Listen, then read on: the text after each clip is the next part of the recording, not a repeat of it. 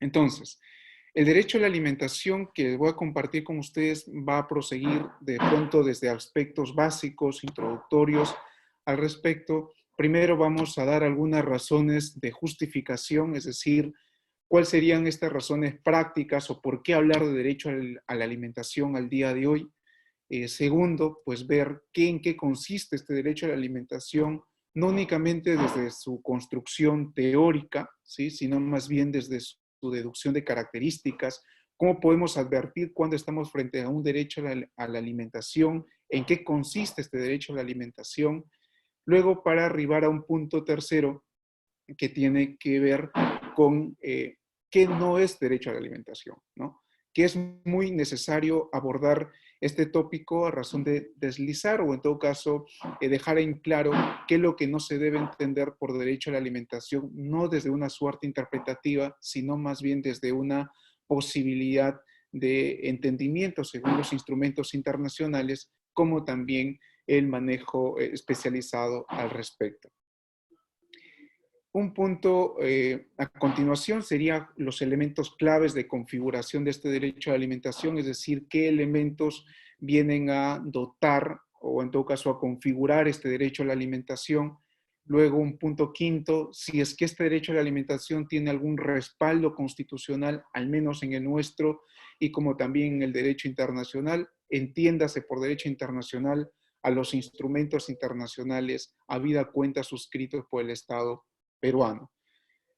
Finalmente, pues darles algunas pautas o seguirías de alguna directriz de la FAO de cómo se afronta este derecho a la alimentación cuando se ve como un problema en la sociedad, ¿no? Es decir, un esquema de cómo se puede afrontar, cómo se puede dar esta solución, en qué niveles de gobierno y finalmente cómo se tendría que seguir o en todo caso hacer un estudio de ejecución de la solución frente a un problema de alimentos en un país o un estado. Entonces, dicho este orden de tópicos que vamos a abordar, empezaríamos con lo primero. El tema de la justificación práctica del tema, ustedes van a poder observar de que son de pronto 5 razones, en realidad hay más, pero empezaríamos con estas 5, ¿no? Que creo yo son las más importantes o en todo caso las que se tendrían que tener en cuenta para poder darle valía o importancia por qué hablar de derecho de alimentación ahora y después de esta crisis sanitaria. Como les digo, esta crisis hace ver la importancia de los DECs al día de hoy, ¿no? De lo que de pronto en cierto punto de la doctrina o de la jurisprudencia no lo hayamos dado la importancia necesaria y que al día de hoy lo estamos viendo que son muy importantes el derecho a la salud, el derecho al trabajo, a la educación y en este caso el derecho a la alimentación. Primero se justifica porque es una obligación legal, ¿no? Es una regla legal la cual todos los estados que forman parte de los tratados internacionales, específicamente del Pacto Internacional de los Derechos Económicos, Sociales y Culturales, el artículo 11, es una regla por parte de los estados promocionar, hacer esfuerzos para una ejecución progresiva del derecho al alimento en los estados, ¿no? Partamos por eso, partamos por una regla inicial, una regla legal en la cual todos los estados que forman parte tienen esta obligación de hacer determinadas normas o políticas públicas y o sociales para garantizar este derecho a la alimentación en las sociedades. Y que al fin y al cabo esto resulta importantísimo y valioso tenerlo presente en sociedades como la nuestra, ¿no? Que en realidad son la mayor cantidad de las sociedades que forman parte de la región Latinoamérica, ¿no? Que lamentablemente por los índices de pobreza que tenemos, la exclusión, las brechas sociales, la discriminación, pues esto resulta con mayor ahínco, una mayor demanda de esta obligación legal. Entonces, primera razón, es una obligación legal por parte de todos los estados hacer esfuerzos progresivos para la concretización o materialización del derecho a la alimentación. Segunda razón práctica o justificación práctica del tema tiene que ver con lo políticamente popular, ¿no? En esto, pues no me dejarán mentir, ustedes han sido testigos de una serie de pronto registros de videos, de fotos, en las cuales, pues, a ver, 1 kilo de arroz o 1 kilo de azúcar no pesa de pronto 20 kilos o 30 kilos para que 3 personas estén entregando a una sola persona necesitada, claro está, y que esta situación pasa básicamente por el esquema, digamos, popular o político que permite entender esta situación de dar alimentos a otra persona, ¿no? Y que no únicamente se ha visto en el esquema social, ¿no? Sino también se ve en los esquemas legislativo y ejecutivo. Se promociona una serie de normas, una serie de políticas que procuran satisfacer este derecho a la alimentación. Por ejemplo, los bonos, indistintamente claro está cómo se está usando, que es una crítica aparte, pero por ejemplo ahí lo tienen, ¿no? Directivas que se dan justamente respecto a los bonos, la promoción o en todo caso exigencia de la liberación del AFP, que también tiene su resguardo, su argumento en el derecho a la alimentación, independientemente, claro, están los otros argumentos complementarios a la misma, ¿no? Del por qué liberar la AFP.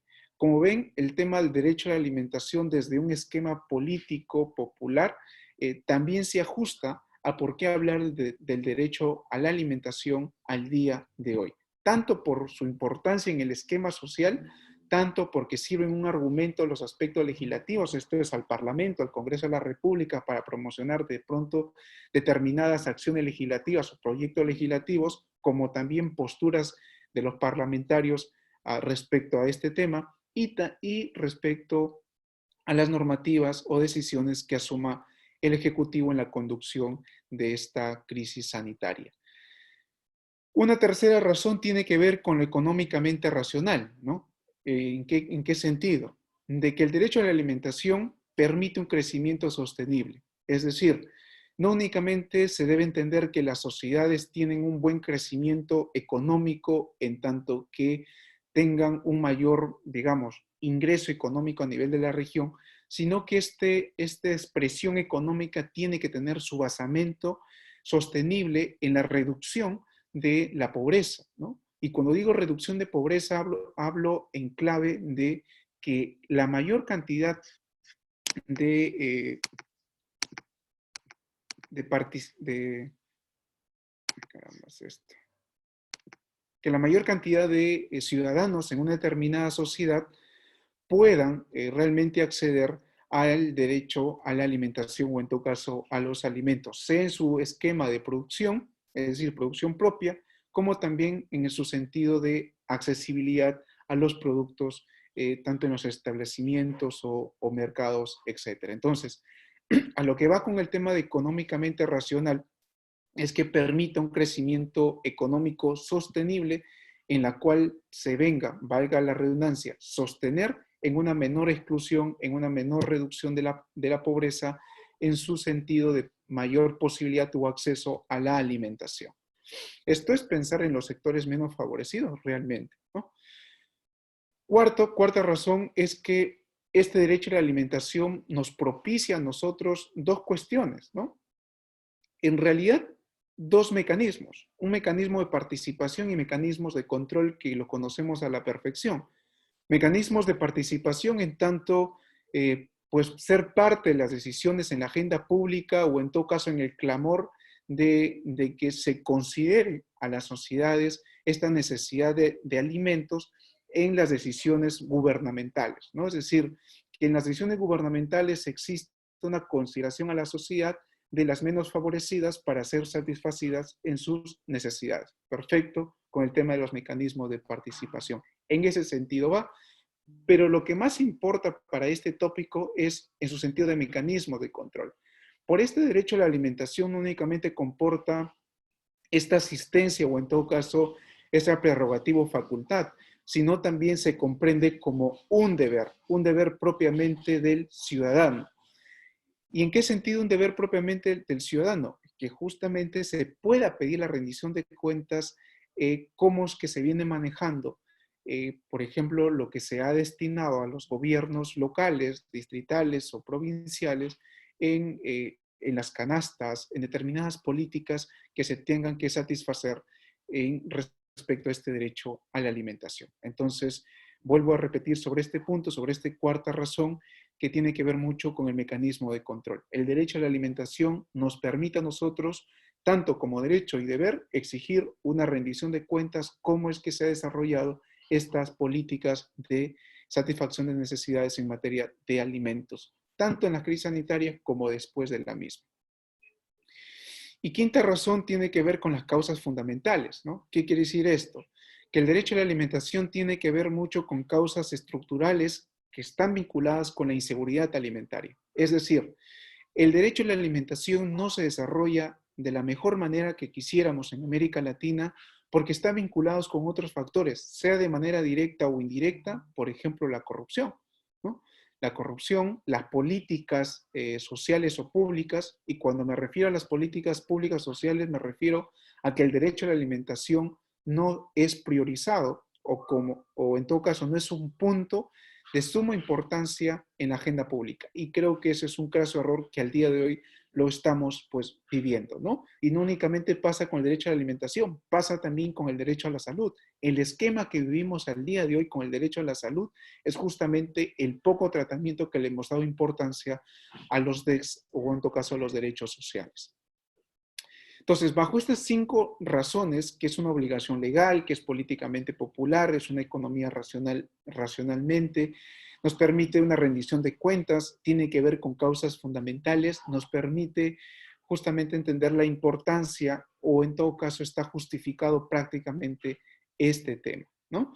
Como les digo, hay otras razones que quizás resulten más poderosísimas a su consideración, pero creo yo son las más pertinentes para poder, digamos, adentrarnos o en todo caso para propósitos de esta exposición que resulta ser unos puntos básicos o introductorios respecto al derecho a la alimentación. El punto 2 tiene que ver con qué debemos entender por el derecho a la alimentación, ¿no? Y en realidad, como les había mencionado, no tanto vamos a enfatizar en su romanticismo teórico, ¿sí? Sino más bien en entender cómo se comprende el derecho a la alimentación desde sus características, ¿no? De lo que de pronto dirían los constitucionalistas desde su contenido esencial, qué es lo que realmente se entiende por derecho a la alimentación, desde cuándo se podría entender en su sentido de configuración, en su sentido de vulneración, en su sentido de materialización. Pues bien, en esto nos trae justamente el comentario número 12 del comité o de la relatoría del comité de DEX, que ustedes van a poder visualizar en la diapositiva o en todo caso que les voy a poder alcanzar también. 3 cuestiones o 3 puntos que se están resaltando en la diapositiva, ¿no? Que en principio el derecho a la alimentación no es un derecho, pues, cualesquiera, es un derecho que tiene que entenderse como un derecho de acceso, ¿sí? Fijemos esta idea principalmente, es un derecho de acceso. Y este derecho de acceso tiene 3 características fundamentales, ¿no? Este derecho de acceso es de manera regular, ¿sí? Es un derecho de acceso de manera permanente y es un derecho de acceso de manera libre. En otras palabras, este derecho a la alimentación importa en gran medida poder acceder de manera regular, de manera permanente y de manera libre. Cuando decimos de manera regular, es decir, el derecho a la alimentación tiene que entenderse como un acceso en una vía de satisfacción tanto cuantitativa y cualitativa a razón del orden familiar que existe en determinado grupo o en todo caso en una satisfacción necesaria de la alimentación. Eso es lo que tiene que ver con una calidad de acceso regular, ¿no? Proporcional, razonable. Lo que tenga que ver con la segunda característica, con un derecho de acceso permanente, valga la obviedad, pero es en esta posibilidad de poder ser asistidos. Cuando me refiero a asistidos, en esto es la posibilidad de poder producir mi propia alimentación si es que en esa medida me alimento, es decir, con mis propios medios produzco la alimentación hacia mi persona, o en todo caso en el sentido de la adquisición de los medios alimenticios. Entonces, esta calidad de acceso de manera permanente se refiere en el acceso tanto físico, ¿sí? En la posibilidad de conseguir los alimentos, pero también en la posibilidad del acceso económico. Es decir, por ejemplo, la no obstaculización en poder ir a los centros comerciales, en los centros de abastecimiento, etcétera, porque resulta necesario, y de ahí la razón de ser que se exceptúa al día de hoy en esta crisis sanitaria, tanto los vehículos que están dedicados a este transporte de los alimentos como también de los centros comerciales o centros de abastecimiento. También tiene que ver el derecho de acceso en su característica libre, en el sentido del no acaparamiento de los bienes alimenticios, ¿no? Un derecho de acceso a los alimentos de manera libre tiene que estar garantizado necesariamente por el Estado, sí, ¿no? Con determinadas normativas, con determinadas sanciones, con determinadas políticas, la cual nos permita a nosotros acceder a los alimentos, ¿no? Entonces, entiéndase por este derecho a la alimentación en esas tres características de ser regular, permanente y libre, pero sobre todo por la idea principal en que es un derecho de acceso. Perfecto. Entonces, esta idea nos permite de alguna otra manera situar en una consideración que creo yo de pronto importante, precisarla de que al ser un derecho que está comprendido dentro de de los derechos económicos, sociales y culturales, responde necesariamente a esta caracterización de los derechos humanos. ¿En qué sentido? El derecho a la alimentación tiene que ver o juega un rol importante de interdependencia con otros derechos, ¿no? Sin el derecho a la alimentación no podemos garantizar, por ejemplo, el derecho a la salud, el derecho a la educación, si es que se quiere ver únicamente en el esquema o en el campo del derecho en los DESC, ¿no? Los derechos económicos, sociales y culturales, sino también está muy vinculado o juega un rol de interdependencia con el tema de los derechos civiles y políticos. Es decir, sin una muy buena derecho a la alimentación no podemos garantizar el derecho pues, a una libertad de tránsito. Resulta que de pronto una mala alimentación en nosotros puede resultar que caminando en la ciudad pues, nos podamos desmayar, por ejemplo, o no llevar una adecuada alimentación no nos permita llevar una vida adecuada a nivel de salud. Entonces, como ven, este derecho a alimentación resulta de vital importancia para los demás derechos en su interdependencia. Pero asimismo, esta importancia de este derecho a la alimentación juega un rol importantísimo en las sociedades latinoamericanas, sobre todo las sociedades latinoamericanas, a razón de las políticas salariales que se vienen desarrollando en cada estado, tanto en políticas salariales, en políticas de trabajo, en políticas de salud, etcétera, puesto que a razón de estas políticas nos vamos midiendo de cómo realmente estamos avanzando o cómo realmente nos estamos sosteniendo como sociedad. Y pues tienen ejemplos a borbotones al día de hoy de que pues vamos de pronto un poquito mal en distintos aspectos, tanto laborales, de salud, etcétera. Y esto también nos permite concatenar con cómo vamos en las redes de seguridad social, ¿no? Cómo vamos en el tratamiento de estos esquemas que resulta importante atenderlos a razón del derecho a la alimentación. Entonces, en resumidas cuentas de este punto 2 de lo que debemos entender por derecho a la alimentación es necesariamente que es un derecho de posibilitar el acceso a la alimentación de manera regular, permanente y libre. Bajo esa idea nos va a permitir ir al punto 3, que como les había enunciado, es una necesaria y justa, digamos, aclaración, puntualización de lo que no debería entenderse por el derecho a la alimentación. ¿Qué es lo que no debe entenderse por un derecho a la alimentación? Básicamente en que no consiste en proporcionar necesariamente una ración o en todo caso alimentos, ¿no? O sea, no necesariamente se constriñe a ese concepto de lo que tenga que ver con el derecho a la alimentación, sino más bien tiene un concepto un poco más complejo, más holístico, más integral, que obedece, como les había mencionado, a la calidad de acceso, ¿no? Esto es de suponer la alimentación adecuada esto es suponer una alimentación sostenible en una posibilidad de acceder. Y cuando digo posibilidad de acceder, no me refiero tampoco a que sea el Estado que comporte o en todo caso se constriña una actitud asistencialista, ¿no? Como bien se dice, hay que enseñar a pescar. Y para enseñar a pescar, la función de un Estado como obligación estadual respecto al tema del derecho a la alimentación tiene que ver necesariamente con generar políticas laborales flexibles y con esquemas de salubridad importantes para poder, por ejemplo, generar ingresos y acceder a estos temas de alimentación. Entonces, quizás con mayor ahondamiento desde un punto de vista histórico de que no tanto nosotros como sociedad, como ciudadanos y tanto el Estado tengan una conducta asistencialista en esta crisis sanitaria, ni tampoco posterior a la misma, pues puedan revisar un poquito la historia del antes y después de la República Argentina, del gobierno del peronismo, ¿no? Entonces, eso es en ideas de pronto mayoritarias de lo que no debemos entender por el derecho a la alimentación. Resumiendo esto, de este tercer punto, por el derecho a la alimentación, de lo que no debe entenderse, es justamente la asistencia de determinados productos o alimentos de manera asistencialista, ¿sí?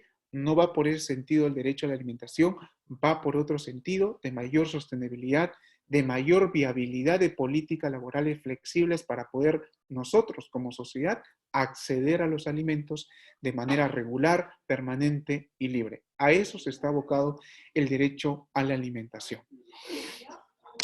Otro punto que tiene que ver cuáles serían los elementos que configuran el derecho a la alimentación, en realidad tiene que ver con 3 puntos o 3 aspectos, ¿no? La disponibilidad, la accesibilidad y la adecuación. Lo que tiene que ver con el tema de la disponibilidad, pues es en realidad una de las preocupaciones de todos los estados a nivel del orbe o a nivel del mundo, en que existan estos alimentos para poder nosotros satisfacer nuestras necesidades. No en gran medida, pero sí en la proporción razonable o en la proporción necesaria para satisfacer nuestras necesidades alimentarias. Entonces, es lo que tiene que ver en resumidas cuentas con la disponibilidad y que quizás en gran medida con el tema del no acaparamiento de estos bienes esenciales, como tiene que ver mucho con la alimentación.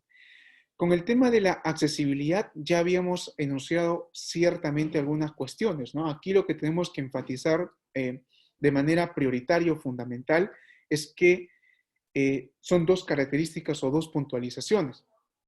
Uno tiene que estar en calidad, o en todo caso el ciudadano, el ser humano tiene que tener esta posibilidad de acceder al derecho a la alimentación, tanto en su aspecto físico, es decir, poder concurrir a un centro comercial o un centro de abastecimiento de alimentos, pero también en una calidad de acceso económico, ¿no? O sea, no podemos entender de que yo sí pueda acceder a un centro de abastecimiento de alimentos, pero los precios, pues, son demasiados caros, por ejemplo, o al precio normal de la cual nosotros adquiríamos estos alimentos. En ello tiene que ver mucho, pues, las políticas que maneje el Estado. El tema de la adecuación, esto tiene que ver mucho, tiene que ver mucho con el tema del enfoque que se pueda dar a este tema de la vulnerabilidad, ¿no? Es decir, una satisfacción de necesidades del derecho a la alimentación no únicamente tiene que ver de manera general a la sociedad, toda vez que hay que reconocer que hay sectores que aparte de su, digamos, su estatus social, por decirlo así, esto es la pobreza, extrema pobreza, viven una situación también de vulnerabilidad.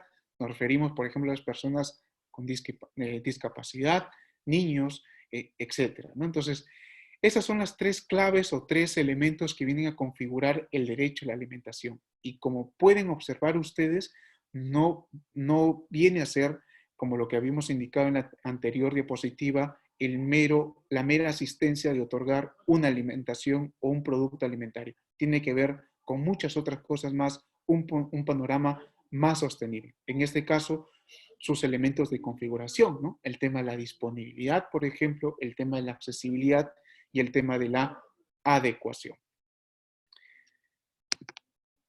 Ahora, este derecho a la alimentación, nos preguntaríamos, ¿tiene de pronto su resguardo constitucional en el Estado peruano? Es decir, ¿tiene su basamento constitucional? ¿Tiene su basamento en el derecho internacional? En realidad, sí lo tiene. Partamos por el ordenamiento constitucional peruano. Si bien es cierto, el derecho a la alimentación no es un derecho explícito en el artículo 2 de nuestra Constitución, a lectura seguida en el artículo 3, podrán observar de que ese artículo 3 permite tener un sistema pertus de los derechos fundamentales. ¿Qué quiere decir esto? Que los derechos no consagrados de manera textual en el artículo 2 se puedan comprender en ese artículo 3 o por ese artículo 3 otros derechos. ¿Y dónde estarían estos otros derechos de lo que se ha venido a llamar como derechos implícitos garantizados? Pues bien, en los tratados internacionales. Y nosotros nos preguntaríamos, está bien, en los tratados internacionales, pero ¿qué de pronto artículo de la Constitución permite el reconocimiento de estos tratados internacionales? Pues bien, el artículo 50 de la Constitución permite justamente digamos, abrazar a estos instrumentos internacionales, en tanto que este artículo 50 de la Constitución entiende que los tratados internacionales que haya suscrito el Estado peruano forma parte del ordenamiento nacional. Y no únicamente el artículo 50, si es que nos vamos un poquito más a los fundamentos o a las premisas normativas que sustentan el bloque de constitucionalidad, encontraríamos la cuarta disposición final transitoria de la Constitución, que también reconoce y también permite que el derecho internacional, o en todo caso los instrumentos internacionales, forman parte de nuestro ordenamiento nacional y que en gran medida son vinculantes al Estado peruano. Entonces, es lo que tiene que ver con el ordenamiento constitucional, que el derecho a la alimentación tiene un resguardo constitucional, sí lo tiene. El artículo 3, el artículo 50, la cuarta disposición final transitoria de la Constitución. Pero también en el derecho internacional o en los instrumentos internacionales. Principalmente ustedes pueden observar en la diapositiva de que lo encontramos en el artículo 25 de la Declaración Universal de los Derechos Humanos de 1948 y también en la obligación legal que habíamos enunciado de buenas a primeras, que es el artículo 11 del Pacto Internacional de los Derechos Económicos, Sociales y Culturales. Pero también otros instrumentos internacionales que ya lo pueden ustedes visualizar. El punto es de que el derecho a la alimentación tiene su resguardo constitucional tanto en un ordenamiento constitucional como el nuestro y que de una apertura internacional, esto es, que abraza al derecho internacional con una serie de instrumentos internacionales que parte tanto de la Declaración Universal de los Derechos Humanos hacia otros documentos internacionales específicos. Bien. Finalmente, para culminar este último punto, tiene que ver cómo podemos efectivizar este derecho a la alimentación. Ya hemos visto el tema de la caracterización por un derecho a la alimentación.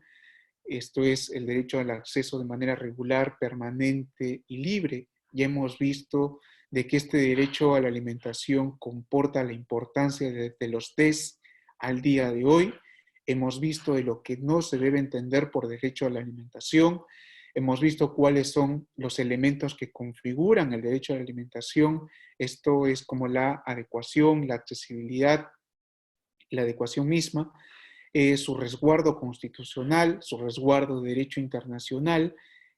Y ahora toca de que todo ese andamiaje conceptual, de normativa internacional, cómo se tiene que ejecutar al día de hoy en los estados que han formado o que forman parte en la ratificación de estos instrumentos internacionales que tienen que ver con el derecho a la alimentación. En esto, pues, nos ha apoyado, o en todo caso nos brinda estas directrices o estas pautas, esta guía, la directriz voluntaria 3 de la FAO. FAO es una sigla digamos, comprimida del nombre en inglés y que para nosotros, bueno, para los que dominamos mucho la lengua en español, sería la Organización de las Naciones Unidas Alimentarias y de la Agricultura. Bien, entonces, la directriz voluntaria 3 de la FAO nos permite entender 5 puntos o 5 pautas o mapeamiento para poder afrontar este problema de la alimentación, cómo podemos afrontarlo, cómo podemos solucionarlo y cómo podemos, al fin y al cabo, materializarlo en las sociedades latinoamericanas. Lo primero, con el sistema de supervisión. Esto tiene que ver con un sistema de supervisión preventivo, que no es nada menos que identificar cuáles son los problemas de alimentación que existen en determinados grupos sociales, es decir, averiguar, hacer un mapeamiento de problemas sociales que tengan que ver con la alimentación, el por qué no se le posibilite el acceso, por ejemplo, de manera adecuada, de manera permanente y libre a determinadas zonas, sean rurales o no, y a razón de ello, esta identificación del problema nos permita llevar al punto 2, ¿no? Identificar el problema conllevaría a la coordinación de los niveles de gobierno, pero para ello tendríamos que identificar también qué gobierno, o en todo caso, qué nivel de gobierno estaría implicado o comprometido para afrontar este problema del acceso al derecho a la alimentación y como también cómo se podría coordinar esos esfuerzos tanto el gobierno nacional con los otros subniveles del gobierno. Esto nos llevaría a un tercer punto, que sería la delimitación de las competencias y responsabilidades. Cuando me refiero a ese tercer punto de la delimitación de competencias y responsabilidades, nos da un panorama de que existe de por medio ya un plan de poder afrontar esta brecha o este problema del derecho a la alimentación y para la cual importaría quiénes serían las entidades competentes y a quienes se podría demandar las responsabilidades en caso que no se cumplieran las políticas dadas para la satisfacción del derecho a la alimentación en calidad de acceso. Por eso les decía de que es importante entender el derecho a la alimentación en un sentido completo e integral, en tanto que busca una satisfacción a nivel de una sociedad sostenible, que no comporta el solo hecho de asistencia, de dar una porción de atún o porción de arroz en los momentos de crisis sanitaria.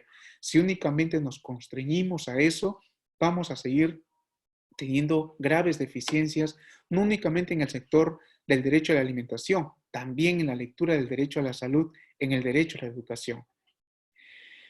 Avanzamos un poco más. Este punto 3 de la delimitación de competencias y responsabilidades nos llevaría al cuarto punto, a la participación de la población, esto es, a quienes están en esta inseguridad alimentaria. La inseguridad alimentaria, o en todo caso la participación de los agentes que se encuentran en la inseguridad alimentaria, importa justamente esos agentes detectados en el punto 1, ¿no? A quienes fueron identificados de quienes no eran posibilitados en su acceso a la alimentación de manera regular, permanente y libre. Y a partir de la mayor cantidad de que los agentes participen en esta toma de decisiones públicas, nos va a permitir una mayor efectivización del derecho a la alimentación. Finalmente, como punto 5, tiene que ver con el tema del enfoque y que creo yo es importantísimo, ¿no? ¿Qué enfoque se tiene que manejar al día de hoy con los derechos? Básicamente con el tema de la vulnerabilidad. ¿Por qué la palabra vulnerabilidad es importante al día de hoy entender en la conceptualización, en la ejecución, en el diálogo en estos espacios académicos respecto a los derechos? Porque inicialmente, cuando se da digamos, el primer instrumento internacional de los derechos humanos, como también el avance de los derechos a nivel de todos los estados, se comprendía que los derechos fundamentales o derechos humanos comprendía al Estatuto General del Hombre, es decir, no importaba mayor diferenciación o mayor rasgo de tratamiento diferenciado. Esto, cuando hemos ido avanzando a lo largo de la historia, nos hemos topado que realmente resulta necesario hacer una discriminación, por ejemplo, positiva en el tratamiento de las personas con discapacidad, un tratamiento diferenciado para las personas, por ejemplo, niños y adolescentes, para las personas de adulto mayor, para las personas que se encuentran en población de exclusión, como las personas con VIH-Sida, etcétera. Todas las poblaciones vulnerables que entendemos y comprendemos al día de hoy. Entonces, resulta importantísimo este enfoque de vulnerabilidad porque nos va a permitir entender de que el derecho a la alimentación no únicamente va a comprender en este acceso a los alimentos, sino también en cuánta medida esta política que voy a ejecutar como Estado o como nivel de gobierno va a permitir que ese sector que esté imposibilitado de acceder a la alimentación también comporte mecanismos de acceso para ese sector de vulnerabilidad, ¿no? Entonces, esto sería básicamente esta directriz o estas pautas que nos posibilitaría materializar, efectivizar el derecho a la alimentación en los estados pensados en la región de América Latina, ¿no? Un sistema de supervisión, un nivel de coordinación a nivel de gobiernos, una delimitación de competencias y responsabilidades cuando se haya fijado la agenda pública para satisfacer este problema de acceso a la alimentación. Cuarto, una mayor cantidad de participación por los agentes comprometidos que no han sido, o en todo caso, que no están posibilitados en su acceso a la alimentación. Y cinco, el enfoque de vulnerabilidad. Entonces, con esta diapositiva yo concluiría este compartir introductorio respecto a la alimentación. Hay mucha información relevante al respecto. Sé que es un tema nuevo en realidad, o en todo caso que no se está discutiendo mucho al día de hoy, a razón, como les vuelvo a reiterar, de la importancia que no le hemos venido dando a esos derechos económicos, sociales y culturales, y que al día de hoy nos viene de pronto a restregar en la cara, porque creo yo es en todo caso son derechos que tienen que sí o sí darse la mayor importancia a nivel de políticas públicas, a nivel de políticas sociales, a nivel de pronunciamientos judiciales. Si es que revisamos en gran medida los pronunciamientos constitucionales en Perú, como en otras latitudes de las Cortes Constitucionales, vamos a ver de que hay escasos pronunciamientos, salvo en algunos países, si no me equivoco, Colombia, que está un poquito avanzado en el tema. Entonces, la idea o el llamado de atención a través de este tema es que tanto el derecho a la alimentación, el derecho a la salud, el derecho a la educación e inclusive el derecho al trabajo tiene que llamarnos poderosísimamente la atención en la importancia que tienen los DECs. Con esto no quiero decir de que no sean importantes los derechos civiles y políticos. No, al contrario, creo que le hemos dado bastante esfuerzo, bastante tratamiento al derecho a la libertad, el derecho a la vida. Hay un sinnúmero de investigaciones al respecto, un sinnúmero de espacios académicos, un sinnúmero de pronunciamientos al respecto, pero creo yo que estos derechos no resultan de pronto efectivos o en todo caso garantizados realmente de manera material si es que no juegan un rol de interdependencia, un rol de comunicación con los derechos económicos, sociales y culturales. Sin más, pues yo, si hubiera alguna pregunta o comentario adicional a esto, a esta exposición, pues con todo gusto. Si no, de lo contrario, les agradecería bastante por su tiempo que han otorgado a estos minutos y espero que haya sido de utilidad y si no, pues las disculpas del caso.